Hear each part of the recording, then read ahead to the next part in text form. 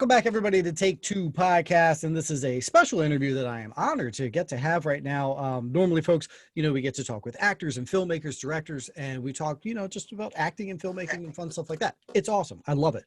But on this interview, we're going to talk about something more, and maybe something a little more important than acting and filmmaking and etc. I am honored right now to be joined by two gentlemen that have a project that they've just launched, and I am very happy that we get to be a very small part of it. And hopefully all of you listeners out there and people watching on our special YouTube channel can join in as well. First off, I'm going to lead off with an actor that a bunch of you folks probably already know. He was on Dexter, 13 Reasons Why, Supernatural, all that stuff. Mr. Mark Pellegrino. How are you, sir? Hey, I'm good. How you doing? I'm doing very well. Thank you so much for joining Take Two Podcast. Thanks for having me. His partner in this startup that they just had is a attorney. He is a young guy. All the things I read are like, wow, he's a young guy. Wow, he's a young guy. I was like, wow, okay. Nobody said this about me when I was a young guy, but I guess when you do big things, that kind of points towards people recognizing how young you are. But more importantly, you're making a difference in the world. Mr. Andrew Rossow. How are you, sir? I am good. Thank you so much for having me. Thank you. Now, listen, guys, this is how important this project is that Andrew is going full hands-free device, but driving just to make sure that this interview happened so that we can get this message out there. And that's awesome. I appreciate it. Thanks, man. Not a problem. Thank you for bearing with me. And I apologize ahead of time for any technical difficulties that come about on my end. It's all good. Once again, folks, you're listening to Take Two Podcast. Don't forget to rate, review, subscribe, and download all of our shows along the way. And then follow these gentlemen and the project that we're about to talk about now called The Guardian Project. Now, boys, I did all my research on this and read up on it, but I was thinking you guys would be able to explain it best. But I love what we're doing here. So, Andrew, first start off with what is the basis of the Guardian Project? Sure. This is a multi-tier approach to the systemic bullying we now face every day.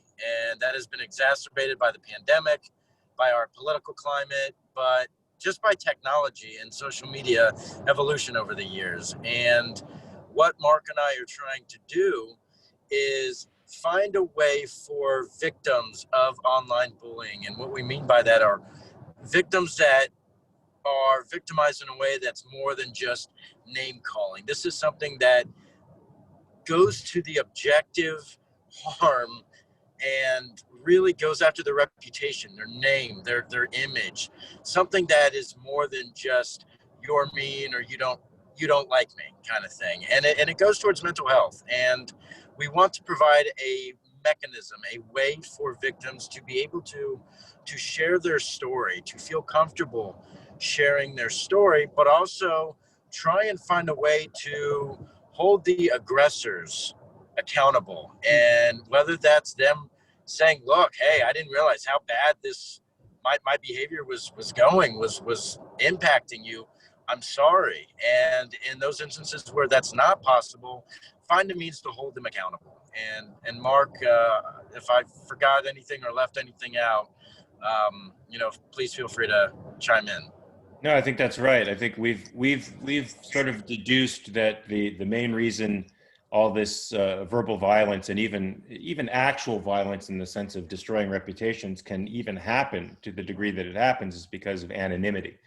People within the mob can disappear within the mob, and they also treat the victim as an abstraction, not a real person that they're injuring. And so this project on this particular level of the show seeks to of course get justice for the victim, but also eliminate that veneer of anonymity that enables one person to get away with what I consider to be crimes. Although as some people may argue that a civil offense is not a crime. I did have that argument broached to me the other day on social media, but that's a phase, that the television show phase of it is destroying, taking away anonymity so that victims can get some form of justice. Yeah, I feel you. Something I struggle myself with is when you run into conversations with, I call it a keyboard tough guy. They could throw things out there and then nothing happens of it. And they just spit such vitriol online. And then you feel absolutely powerless in these conversations. And that's kind of a strong word, or giving too much credit to some of the villains here throughout this. Now, but this is more than just awareness. And I really enjoy that. This is actually getting the aggressors and confronting them. And I think that's huge here that you guys are trying to do. And I appreciate that. That's awesome. Thank you. Yeah, we think it's good too. And I think the other sort of ancillary branches of this idea are to try to get some types of legal reform, to talk with the owners of the platforms and try to get them to use some form of verification that can be shared amongst platforms, so that bad actors who are committing these terrible acts online will be banned across platforms, and to use an objective standard for judging what is considered, what we're saying, bullying, but libel, slanders, viral spreading of false narratives. We have to have objective standards for these things. Free speech doesn't entitle you to the right to destroy the reputation of a person by passing unfounded rumors around about who and what they are. Nor does it give platforms that demonstrate violent behavior, Hamas, Hezbollah, ISIS, some of these terrible murderous organizations that have social media platforms. It makes one definitely think that the people who are providing the standards for what is considered free speech really don't know what they're doing. And so it's time to educate them, I think. The verification, Mark, this is what we've said multiple times. For anybody who has that blue check mark, whether it's on Facebook, Twitter, or Instagram, you're required to provide documentation and identification, driver's license, passport, sometimes the articles of incorporation for a business to verify that you are who you say you are. And that's exactly where this social media verification started from and started as. For those major news networks and certain public figures like Mark to have that protection, because the rationale at the time was these are entities or individuals that if they were impersonated by any means, it could cause such objective harm to their name, to their brand, to their business, but really to the consumer, to the fans, because of the very likely possibility of how they could believe that somebody else is them. And unfortunately, over the years, that has been transformed, bastardized into a popularity contest where there are people who need to be protected that don't have that verification, public figures, business owners, but also just the everyday person. And whether or not it's the blue check, having a system, a verification system like Parler, not so much the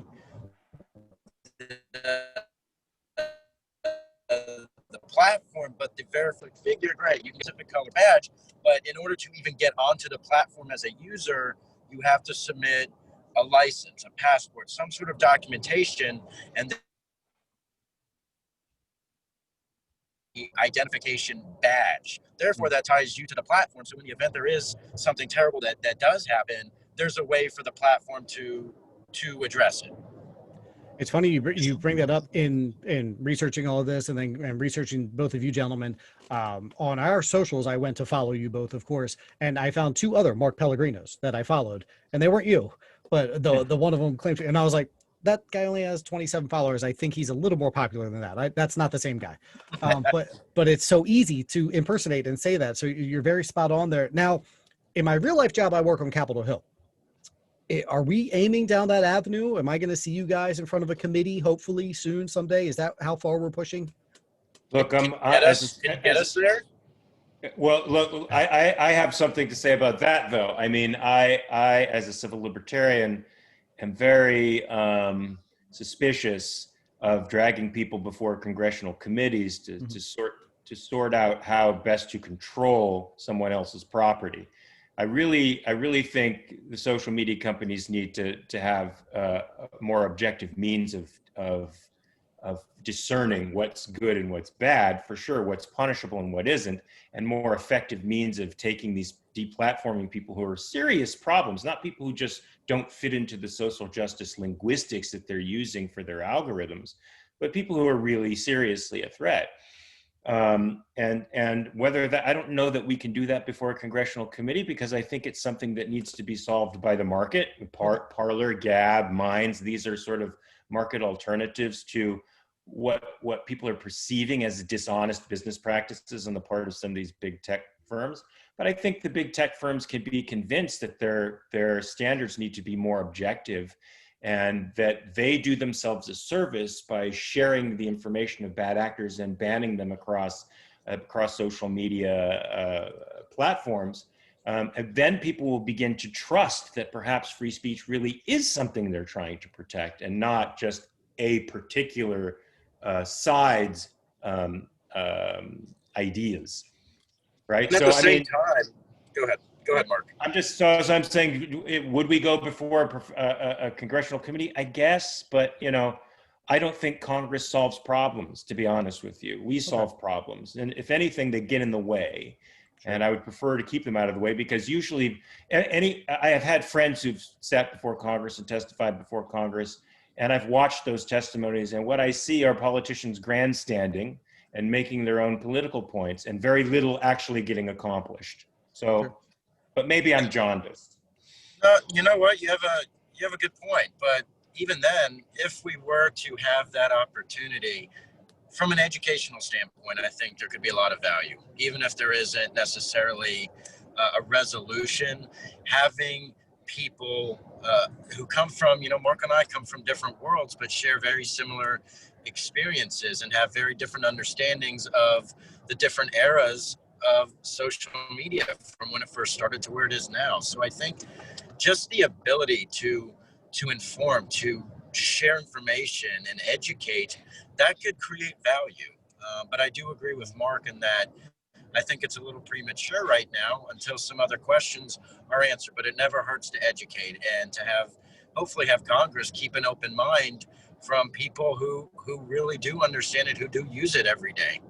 And let's face it, I think the argument right now is so intensely politicized that these social media platforms are being brought before Congress under the threat of having their monopolies, quote unquote, broken up because some people in power don't like their prejudices. Well, you're allowed to have prejudices on your property. You're allowed to dispose of your property as you see fit. You're allowed to have some voices stronger than others on your property. It may not be fair.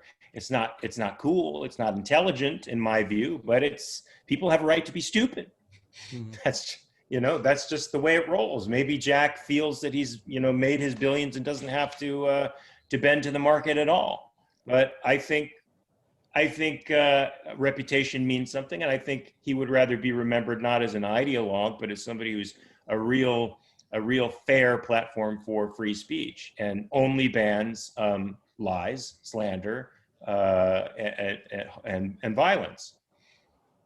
But that's at the very least, all that is spot on. And with all that being said, to your point, Andrew, we're doing a little bit here to educate, and hopefully we're helping in a very little way to at least get this word out and to help at least spread the awareness and more going forward. So, Andrew, if you can where do we go? There's a Kickstarter campaign that just started off this past week, correct?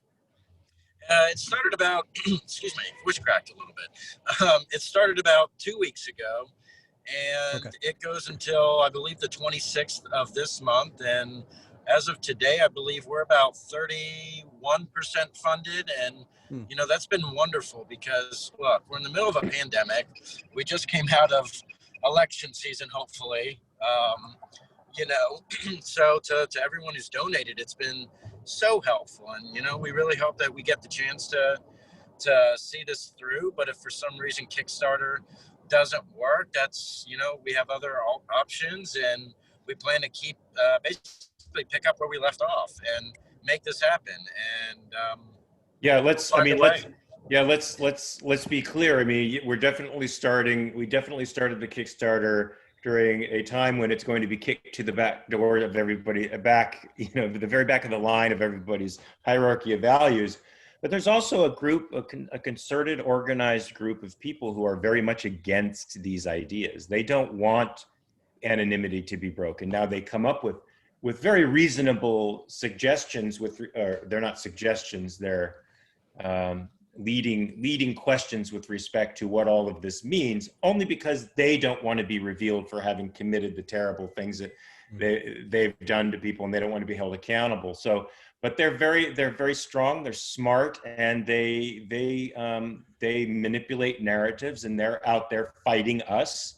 In waves, wow. And we're swimming up the current of people who are saying, well, anonymity, what about the quote unquote freedom fighter in another country who's on social media against the rules of that country? And I sort of countered with other, I tried to say, look, of course there's tons of alternatives, not all of which are good to any plan that we come up with. And some of them will be sorted out when we actually sit down and reason our way through these processes. And some we're just going to have to choose the better of some not so great alternatives. But, the end of this is to get this discourse back in that civil mode, if it's ever been there. But, I think we can contribute to it. Beautiful. I like it. I'm very happy to put ourselves behind your cause right now and what you guys are fighting for big time. Mark, we are also the official podcast of the CW network here in DC. Awesome. So we cover Supernatural. One of my co-hosts covers that exclusively. He's got a whole big breakdown. I just wanted to congratulate you on being part of such a big show, 15 seasons, I think, long, something crazy like that, which is fantastic. So just congrats on being a part of that. Thank you. I'm very fortunate to have been a part of it, and I thank the cast and the crew and CW and Warner Brothers for assembling such a cool group of folks together to do a great show. And I'm blessed that they had such a great run. And let's hope it has a second life. You never know. No one ever dies in Supernatural, and maybe the show itself won't die either. I have faith. Oh, we have teaser breaking news right there. You heard it there first on Take Two Podcast. I'm so excited. This is news to me. This is wonderful. And Andrew, we thank you for everything you do. Listen, everyone said you're a young guy. I didn't know we'd get your voice cracking in the middle of the show there. How young are you? It keeps me young. I'm at 30 years old, there's so much that I have to learn. And that's what's really cool about this opportunity is, I grew up watching Mark on, Supernatural with my family, but developing this relationship and friendship with Mark, I think there's things that we learn from each other. And, I've said this to Mark, it's not every day you get to work alongside somebody that you've admired, respected, and really just to say thank you, as you just did, for the work that he's done. So for me, it's an honor, it's a privilege, and I show that by putting my heart and soul into this and whatever I can do to make this a reality for all of us. So cool. So yeah, you're a awesome. good egg. That's awesome, guys. I very much appreciate you on anytime either of you want to come back, come on, talk just movies, TV making in general, whatever you guys want to discuss. If you do make it to Capitol Hill, let me know. I can get you in some back doors, at least into the Capitol building, or a private tour. I can get you that far. I can't get you in front of the committee though. Really? Yeah, sure. All right. I like that. Whenever you're in DC, let me know. We can at least do that kind of stuff. We'll take you up to the very top. It's the best view of the city, all the way up top with the Statue of Freedom. Wow, that would be amazing. Thank you. Folks, the Guardian Project, look it up. Is there a specific website you guys want them to go to? You can go to my Twitter at Mark R. Pellegrino. You can go to my Instagram, Mark Ross Pelly, MarkRossPelle. Or Andrew? Or you can find me on Twitter, Rosso ESQ, and Instagram, CyberGuy ESQ. And we do have the Guardian Project pages that we share and link to, but for anyone who does reach out, we're happy to chat. We really try and answer as many questions as possible, because that's what this is about, is answering those questions and providing as much information as possible. Fantastic. And I'll tag you on all of our stuff as best we can as well. Gentlemen, thank you so much for coming on Take Two Podcast. I do appreciate it. Thanks so much, Brian. Peace. Thank you for having us, Brian. Thanks so much.